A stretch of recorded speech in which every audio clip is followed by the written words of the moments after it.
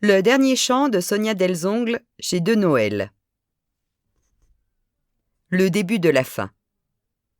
Il se redressa sur son lit, tendit l'oreille dans le profond silence de la chambre à peine éclairée à travers les fentes des stores par un rai de lumière du dehors. Ce n'était même pas celle de la lune. Cela faisait longtemps qu'à l'instar des étoiles, elle s'était fondue au milieu de sources de lumière artificielle. Pollution lumineuse, le propre d'une grande ville. Or celle-ci avait quelque chose de particulier.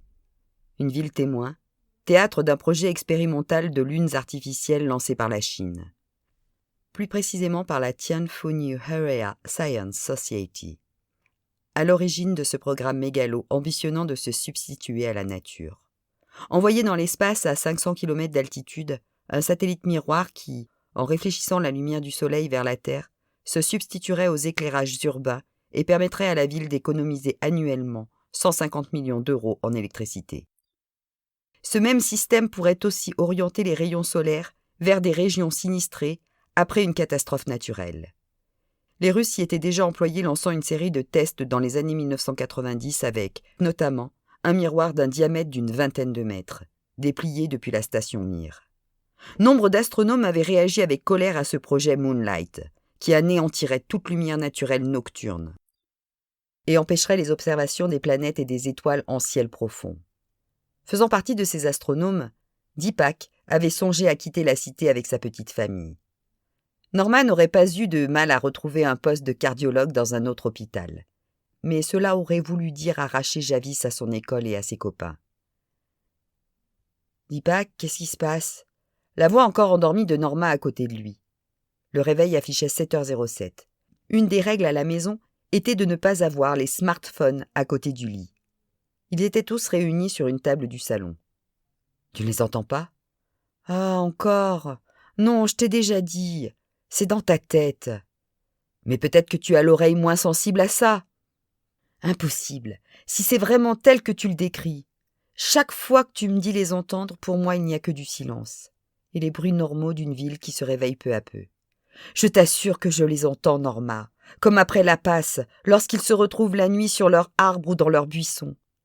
Sauf qu'il n'y a que du béton ici, dit Pâques. Pas un seul arbre. On les a évités à cause des allergies de Javis. Viens là et rendors-toi, veux-tu ?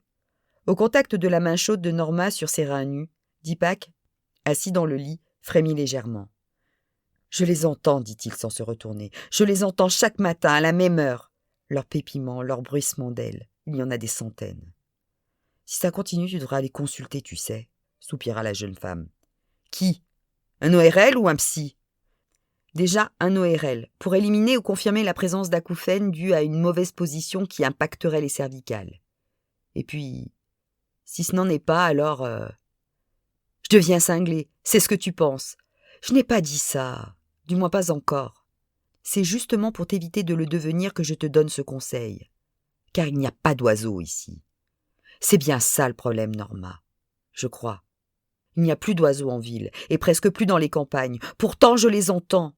Les échos d'un passé pas si lointain. Ce que j'entends, c'est peut-être justement ça.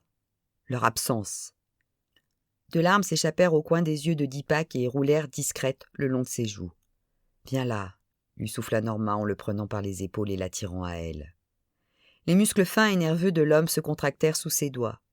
Il se laissa faire malgré tout et abandonna la tête là où le guidaient les mains de sa femme, sur la protubérance lisse et arrondie de son ventre chaud. « Écoute ça plutôt. Ce ne sont pas les échos du passé, mais les sons extraordinaires d'un présent tout aussi extraordinaire. La vie, dit Pâques, c'est elle qui triomphe toujours, quoi qu'il arrive. Et grâce à nous deux, j'emporte une parcelle en moi. Une parcelle qui deviendra un être doué d'intelligence et de sentiments, ainsi qu'un bonheur immense, le nôtre. » Deepak ferma les yeux, essayant d'éprouver ce que lui décrivait la femme qu'il aimait de toutes ses forces, mais sans y parvenir. Tout ce que lui renvoyait cette caisse de résonance faite de peau, de muscles et de chair, à l'intérieur de laquelle la vie flottait dans un univers liquide, était pépiment et frottement d'ailes. Un cri résonna dans leur intimité, un cri de peur et de détresse, celui qui, instantanément, broie le cœur des parents et les précipite dans la chambre voisine tapissée de couleurs, où s'éparpille une quantité impressionnante de jeux et de jouets. En un bond, Deepak fut auprès de son fils, tremblant et ruisselant de la sueur des mauvais rêves. C'est rien, Javis, juste un cauchemar, et tout ce que tu as pu y voir n'est pas réel. »« Non, papa, » renifla l'enfant dans les bras rassurants de son père. « C'était pas un cauchemar, je les entendais. Ils étaient pleins, des milliers. »« Qui, Javis? Qui ça ?»« Les oiseaux, plein d'oiseaux. Et ils pleuraient.